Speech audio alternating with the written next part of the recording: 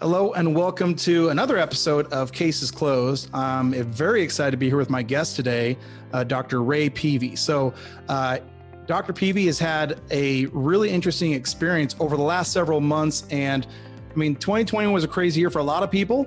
And I think a lot of people struggled. Some people figured out ways to make it through and grow their practice.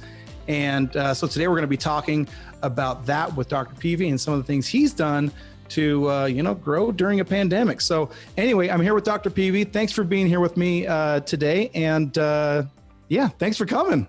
All right. Thank you, Sam. A pleasure to be here with you. Yeah. So let's start out, a little bit of background about you. Tell me about your practice, where you practice, and then we'll kind of jump into some of the things that you have started doing to really grow your practice, during a very challenging time. But they're concepts and things that docs can take from this and start implementing them immediately. So let's start talking about you and your background, and then we'll jump into that. Okay, so I've been practicing for about 38 years now. I started practicing in Arcadia, California. That's where my practice is, and I had a very good, solid, consistent practice over those many years. Did a lot of outside marketing, spinal care classes. Spinal classes in various corporations and whole food markets, classic going out and meeting the public. And that was kind of my marketing, how I would drive patients into my practice other than referrals from my own patients. And then, of course, as we moved along and we got into these crazy times coming up, took a serious dip in my practice, and there was obviously a major concern when the pandemic started, and tried to just kind of hang in there during the pandemic. And I heard about Patient Stream through a friend of mine, and it sounded like a pretty good way to try to get marketing or patients into my office. And I was also trying to reestablish my neuropathy practice as well, treating peripheral neuropathy. And so I got a hold of your folks there, Sam, and talked to you, did a demo, and well, bottom line has been pretty sensational. And I'm here to also kudos to you, but in a pandemic, my practice grew. In fact, we are actually seeing more patients now than we were before the pandemic hit. And I'm also working one less day per week as well. So I thought I would throw that in. Yeah, I was working, I was taking Tuesdays off, working Monday, Wednesday, Thursday, Fridays, pretty much all day from 7:30 to 12, 2 to 6, and then Saturdays from 9 to 12. I decided to take Thursdays off because patient volume was like down to, well, we were seeing less than 100 patients a week at that point. Wow. And so flash forward, now we're seeing 200 plus, and we're doing that on one less day a week with much more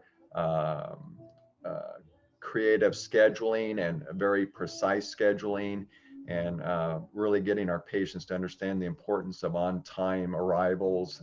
And that's really made us much more efficient at seeing more patients, spending less time in the office, which I think is something that all doctors would like to kind of figure out. I absolutely think so. Let's back up just a little bit. So you had talked about your clinic kind of dipped down into that 100 visits a week or so mark. Is that right? Yeah, we got to our low water mark was about 81 visits. Oh, and so for you as a doctor, what were you thinking? Like, what was going through your head at the time? Well, there was some serious concerns because at the time, prior to the March lockdown here in California, I was seeing, comfortably about 160 patients a week. So I lost 50% of my practice volume within about 35 to 40 days, basically.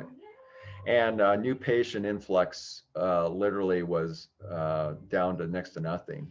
So we were just kind of surviving on our core patients that really believed they were all in on chiropractic, the importance of it, the organic connections with the immune system, And they were the ones that kind of held on and stood by me during that Oh, early phase of the pandemic. And but I had to figure out some way to start marketing. I mean, there's just no way. You got to market. You can't just live off of potential referrals only. You've got right. to get out and brand yourself and let people know where you are. And I wasn't really sure what to do, so I just kind of held on and kind of stayed above water, so to speak, through the summer months. And then it wasn't until about November-ish, late November, that I found out about Patient Stream through a doc out in Ocala, Florida. And he told me, I approached him, Sam, because I wanted to see about getting my neuropathy restarted again. I knew that we had a diabetic epidemic in the country, but I didn't know how to tap into those patients again. And so he told me about Patient Stream, and that's when I contacted you, and we officially came on board on December 15th of last year. Well, wonderful. So you touched on a really important part, and that is you had your core base of patients, but you knew something had to change, and so your thought process went to, listen, I've got these chiropractic patients, but I need to introduce something else, a new service to see Right. if that will be. Was that kind of the thought process that you went through? It was because even my existing core patients were finding that they just had people they wanted to refer, but they just didn't want to come in. Everybody was very leery about going into a doctor's office unless there was a major medical emergency. Yeah. To get the patient who just wanted to come in and learn about chiropractic and learn ways to feel better and be healthier, that wasn't happening. It Yeah. had to literally be a person whose spine was in major pain, that they would come in reluctantly just because they had no other choice. So I had to find another way. I just wasn't sure how to get out there in the open during these challenging times. Yeah. Well, and you went to, I mean, I don't know if you got like if coached in this direction, but you went to a really what I've proven to work as far as, a lot of us talk about lead quality and things like that. If you ever listen to, other videos on my YouTube channel or things that I teach, I talk about qualified leads and prospects a lot. And I talk about qualified people because qualified people can answer qualified questions. All right. Mhm. And qualified questions only happen if there's specifics, okay, involved. So we talk about, in your case, neuropathy, numbness, tingling, all those types of all that symptomology that accompanies people with that condition. And what is really important is if you can get people to raise their hand to respond to that specific of an Right. approach, that really changes the starting point of where you start prospecting, because that's the most important part. If you say, hey, we help people with pain, or whatever the case may be, you get very broad, and so you start talking to so many people, they become Right. skeptical, they're not curious, which that's probably the biggest one. Them not being curious is probably the biggest detriment to your marketing of anything. Okay. And so you geared towards neuropathy. Okay. And you reached out to a friend over in Ocala, Florida, and he told you Right. about Patient Stream. So talk about, you decided to go on Patient Stream, you came on and you jumped right into neuropathy, or talk to us from that point, what the process was like getting, growing your practice from 100 to 200 visits. So after hearing about Patient Stream and seeing how seamless the program is to put together with Facebook, and it just made it so simple. And when I tried to do Facebook ads before, it was just a nightmare to have to try to figure all that out. And I really didn't want to pay the crazy fees that Facebook agents or independent companies would charge. I mean, it was crazy what they wanted. So when it became very obvious to me that your system was integrated into the Facebook program very easily, it took a lot of the guesswork and a lot of the figuring things out of the equation. So I wanted to get neuropathy reestablished because I knew that there still were a lot of people that would be willing, even in these times. I felt their lifestyle was just detrimental to what they couldn't do anymore. They couldn't walk, they couldn't play with their grandkids, they couldn't enjoy anything. So I knew that if I can get that niche going, that would be a cool thing. But I have to find a way to get people to learn that there's another way to treat neuropathy than the conventional painkillers. So that's where the ad that we used for the neuropathy really got the leads flowing pretty quickly. Pretty Yeah. quickly, we saw. I guess I was the first couple of days I was waiting. Where are they? Where are the leads coming? And then all of a sudden they just started coming and coming and coming, and um, and then it was just the early trouble was trying to, how do I manage these leads and how do I get communication with them, even through the software. It was still a little challenging to establish the feedback from them, and then we kind of learned through trial and error how to kind of revitalize that approach and how to kind of streamline and fix it a little bit. Yeah. So it is a bit of a process. Anytime you learn, I always tell people patient stream isn't hard to learn, but it's awkward.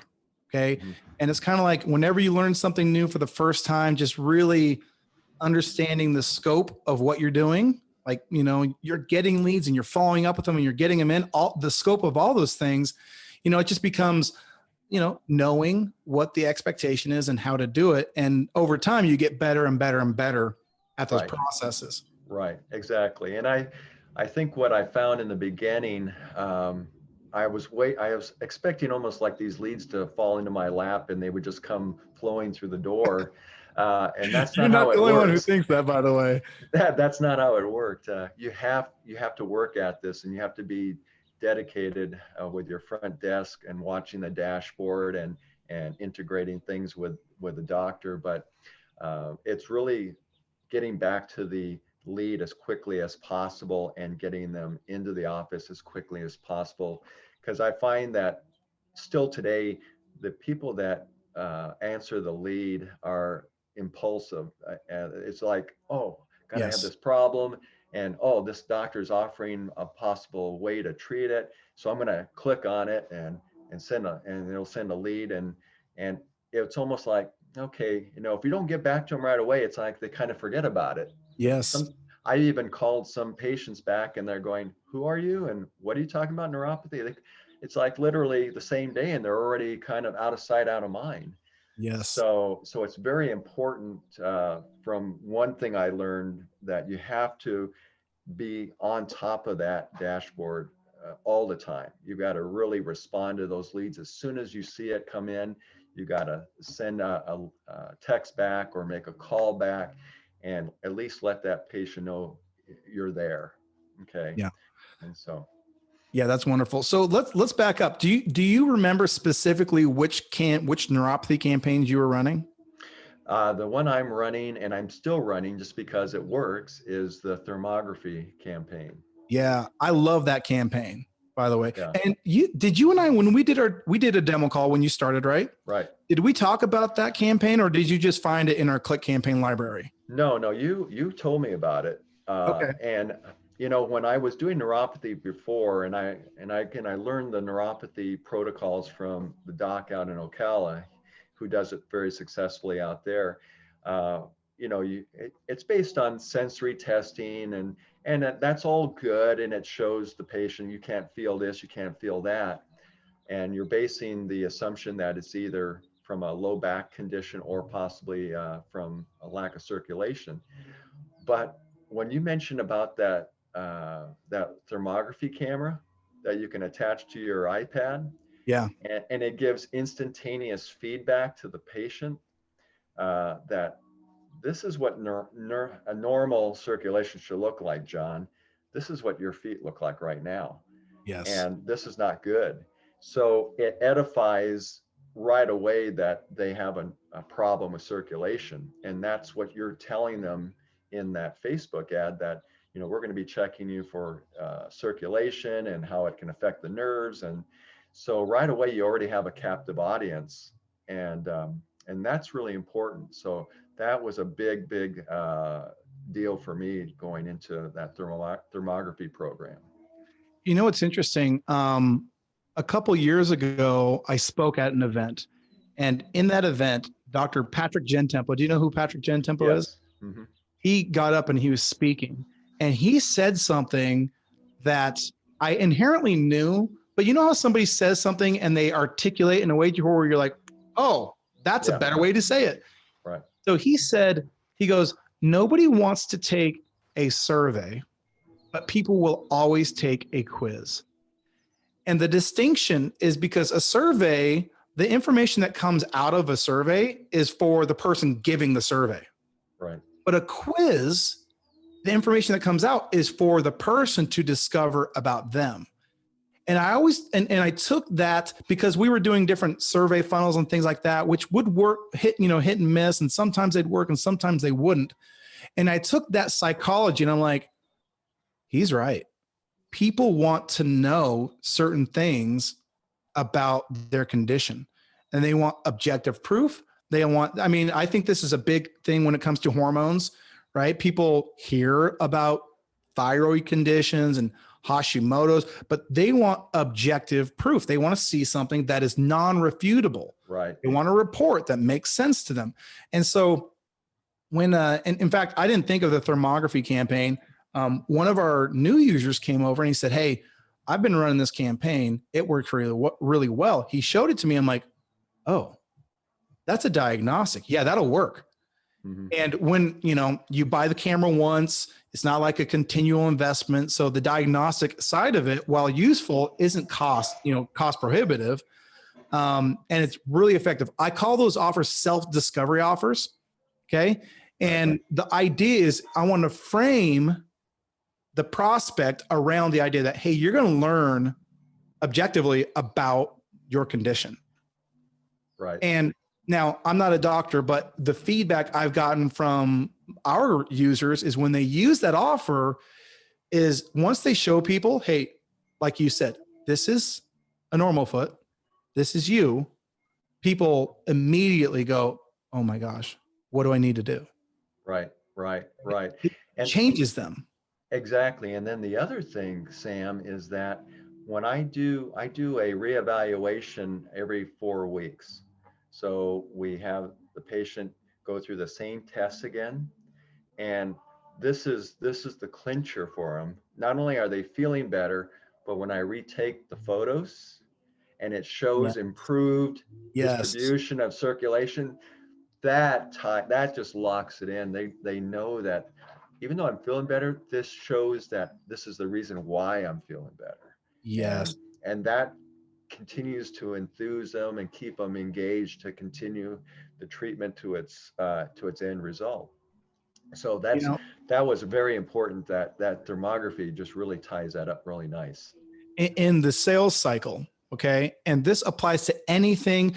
There's a saying that says people hate to be sold but love to buy. Okay. Right.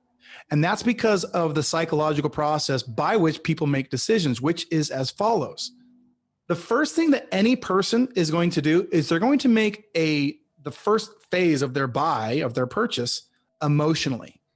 Okay. So something compels them at an emotional level, like whether that's hope, anticipation, curiosity. It's going to get them first with an emotion.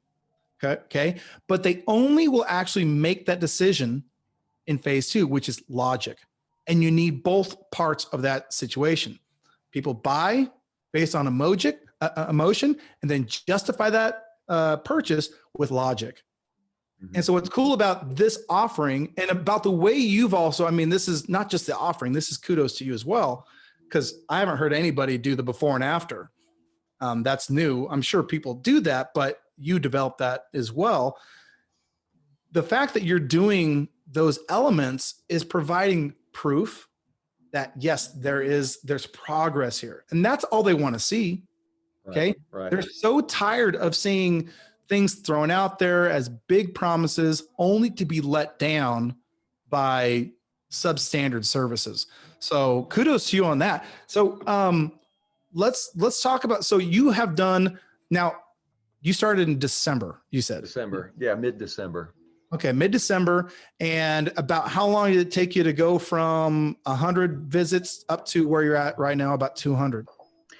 We started mid-December. Granted, there was a learning curve with the system for pretty much I'd say the first 6 weeks. Okay. It really wasn't until the tail end of January that I saw this climb. Every week we were breaking a record, breaking Yeah. record, breaking Yeah. record, breaking record. And so by about probably early March, late February, right around there, we were starting to get ready to crack the 200 visit per week. Right. So when we started in December of 2020, we were around about roughly 90 to 105 patients a week on the average. So you take that, go to January, February, within about maybe 2.5 months, we doubled the practice. Yeah. Is That's basically what amazing. happened. Two Yeah, and a half months, you double your practice. You kidding me? yeah, That's phenomenal. I mean, kudos to you. Like Patient Stream is a great tool, but honestly, it's like any other good tool. It's only as good as the person who's using it. So the credit to you and your staff. So let's talk about that. What are some of the working things inside your business? Some of that learning curve. What were some of the things tactically that you guys felt really made a difference as you began getting leads and learning the process? What were some of the things you felt really made a difference in your outcomes and your result? well, I think first and foremost was again getting quicker to react to the leads, Yeah. learning a little bit more about what the leads were more likely to respond to. I mean, I think people nowadays are used to looking at their phones, so the texts were always a good way to get a hold of them. When we try to call them, how many people look at their phone and say, no, they're not in my contact, I'm not going to answer it. And I think voicemails go unlistened a lot of times. So, but a text is, you're seeing instantaneous feedback. And we texted back, hi, this is Dr. Peavy from Arcadia Chiropractic and Neuropathy Center. We are calling you regarding your response to our Facebook ad on neuropathy. We'd love to set you up for a 3 to 5 minute phone consultation. And that was the other thing that kind of came on later. We were all in the beginning just adamant about calling them, getting them booked, setting an appointment, getting them in. But then I started thinking about, okay, I think we need to pre-qualify these people before we get them in. Make sure they're a good candidate. Make sure we understand that they are at a point in their life where they're ready to make some decisions. So I enacted the phone consultation, and make sure it's noted to the patient that it's a courtesy phone consultation. It's not like we're going to charge you a telehealth fee or something like that. And that was a big game changer, getting that figured out and qualifying them over the phone with a quick little consultation about who they are, how old they are, what kind of conditions they have, how long they've had the problem. And then a key point is, what is it that you can't do anymore that you used to enjoy doing? So emotional connection, fear of loss. Yes. And that's big, because when I can identify with them there, it's almost like they know I understand what they're going through. Yeah. They can't golf anymore. They can't go on walks. And then we also kind of kicked into gear the prepay over the phone. Yeah. That's one thing you had talked about. Yeah. Talk about that. Yeah.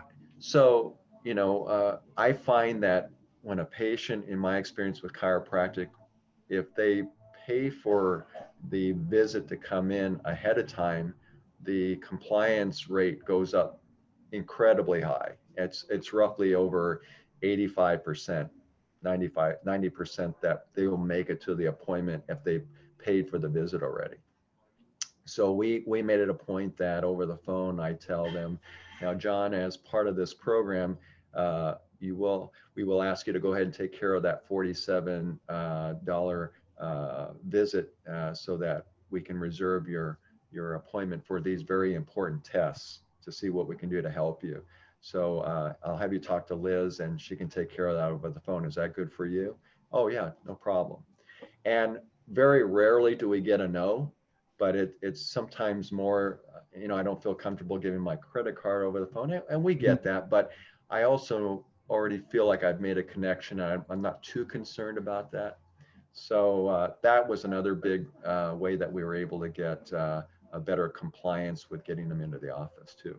So those things, along with teaching my front desk CA to how to keep an eye on the dashboard. We have a dedicated screen for patient stream over here, and then we have our appointment schedules over here.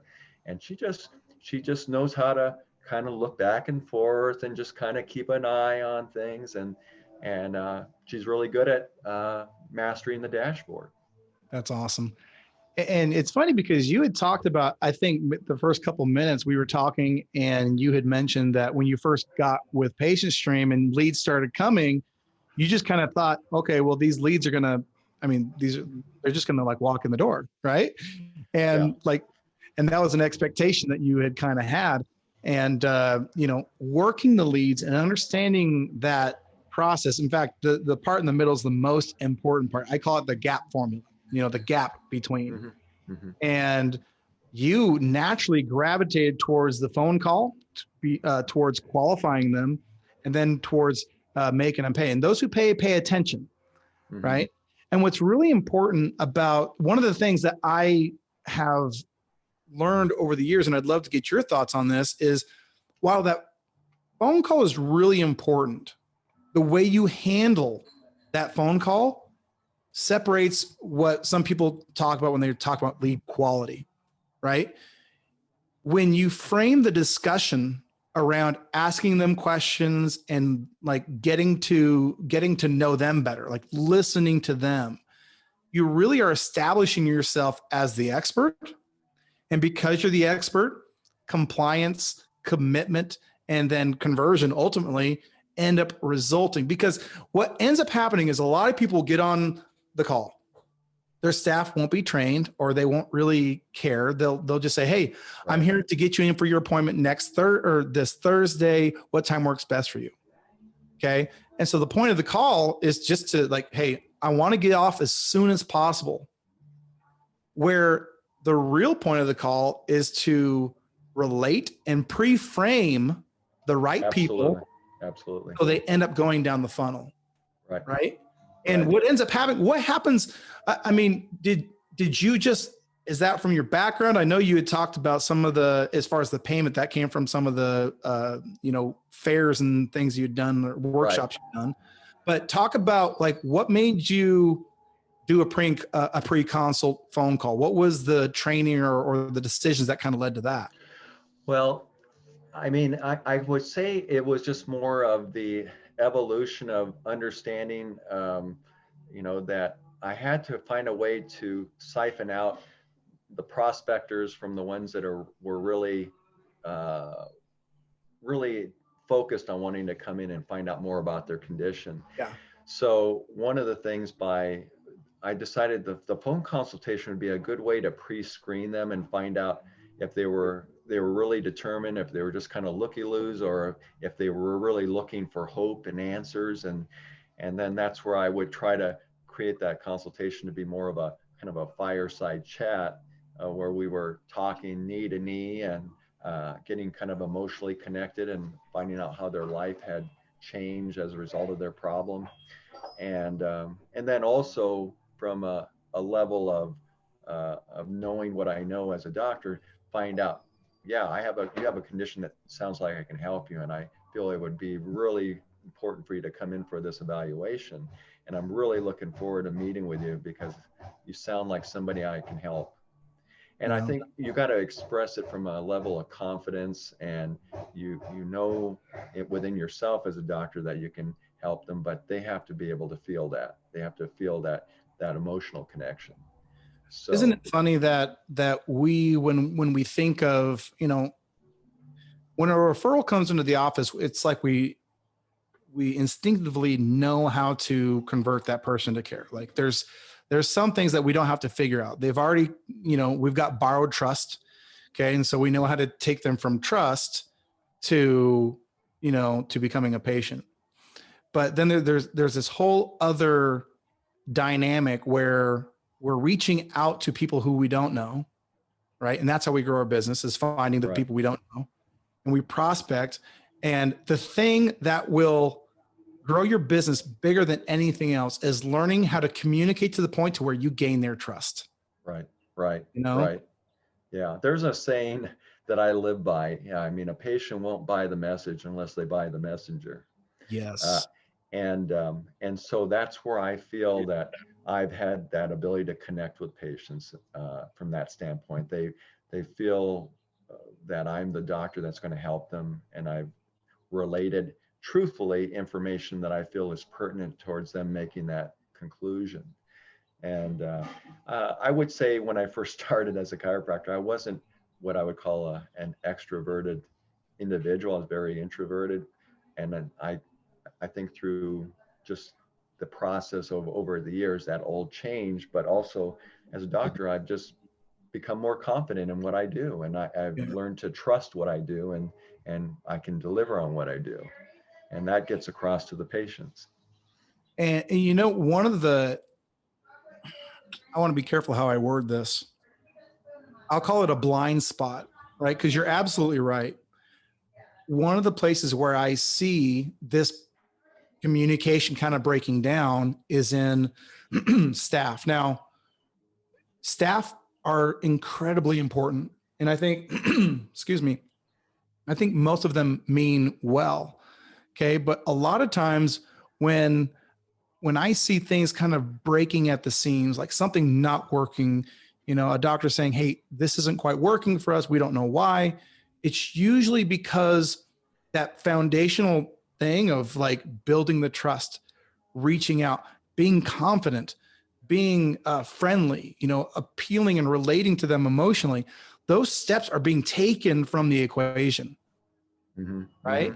And Yeah, how important is it to have staff who really buy into what you're doing too, to like saying, hey, what we offer here at our clinic is a life-changing service. right. So do you feel like, how big of an impact do you think having staff buy into the whole message and this whole process is? Well, I think it's very important.